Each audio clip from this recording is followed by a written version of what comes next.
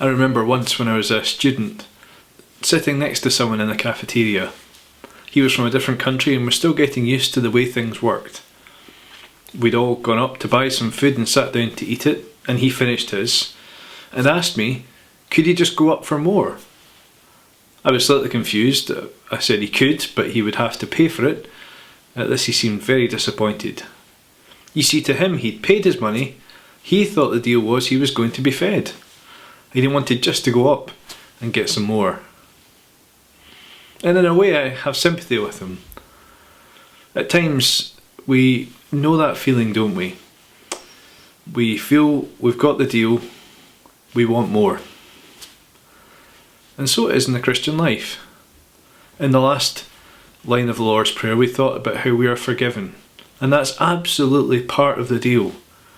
God has very graciously in Jesus done everything that we would be forgiven. But there's more. And that is also that we are to be renewed and changed from the inside out. In the last talk we thought about how David in Psalm 51 was praying for forgiveness and that he received overwhelming grace. I want to now think about some verses later on in that psalm where he talks about being renewed. Let me quote from verse 7. Cleanse me with hyssop, and I will be clean. And then verse 10. Create in me a pure heart. Verse 12. Restore to me the joy of your salvation, and grant me a willing spirit. The word that David uses there, create, is the same word that is used at the beginning of the Bible of the creation of the world. David is praying for a radical thing, nothing less than a new nature. He wants to be renewed. He wants more. And actually, as the psalm goes on, amazingly we see more still. David talks about leading other sinners in God's ways. Now you have to remember that David is God's king and he is writing this psalm for God's people to sing. You can imagine, couldn't you, if you were one of the Israelites, being so delighted to sing this psalm that your king wanted to lead you in what was good and right under God. It would be a great encouragement. For us who are Christians, we have a greater king, King Jesus, whose desire is not only to lead us, but he has made it possible.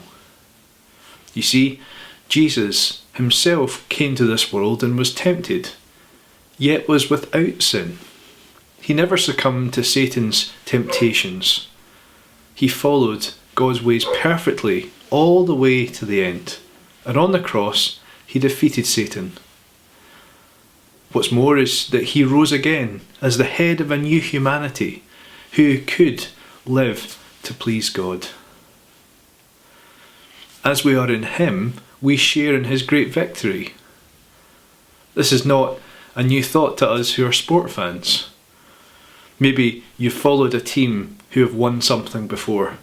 Probably not the Scotland football team, but maybe another. Did you know that feeling when the team won the trophy? You could say, we won the cup. Now you probably didn't do a lot to achieve that goal, but you were part of it. It was a victory that was credited by you, to you. And so it is for us that Jesus' victories are credited to us by faith. And yet there is more again. Jesus has poured out his Spirit on his people, and we now have God's very presence and power working in us to change us from the inside out.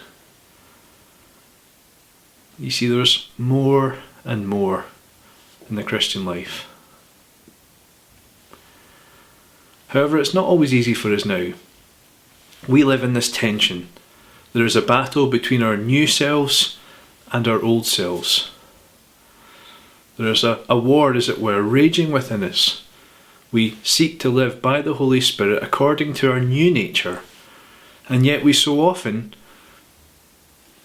don't do that. We so often succumb to temptation and live by our old sinful ways. Well, this is the essence of this next line of the Lord's Prayer. Lead us not into temptation, but deliver us from the evil one. The evil one there isn't our old nature, but Satan, who seeks to lure us and tempt us to live by that old nature. But we can pray, lead us not into temptation, deliver us from the evil one. Lord, please work in our hearts just as David wanted you to work in his heart. Renew us from the inside out, that we might live for you perfectly. In our experience, this is a hard slog, but it is one that God has promised to help us with. Isn't it great we have a line in the Lord's Prayer to remind us of this battle, and that God is there to help us? I guess we tend to feel often as if this struggle is like those old radios, the AM, FM radios, where the static of the old nature is impinging on the music of the new nature, frustratingly stopping us in our flow. And yet, that's not quite the picture in the New Testament. The picture is again better, greater. There is more. It is in fact more like dough with yeast. And that yeast is working its way through to make its changes. It just is happening a little bit by a little bit, but one day will change the whole thing. Or, to put it another way, it's like when you put food dye in some kind of batter or mix. Initially, when you start stirring, you just see streaks of this new colour.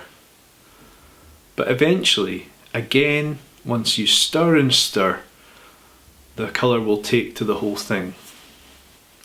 So it is with us. Our new nature, as it were, feels streaky. But one day, by the help of the Holy Spirit, we will be completely renewed. And that's what we're praying for in this line of the Lord's Prayer. In which areas of your life do you feel the need of this prayer today? Use the answer to help you pray.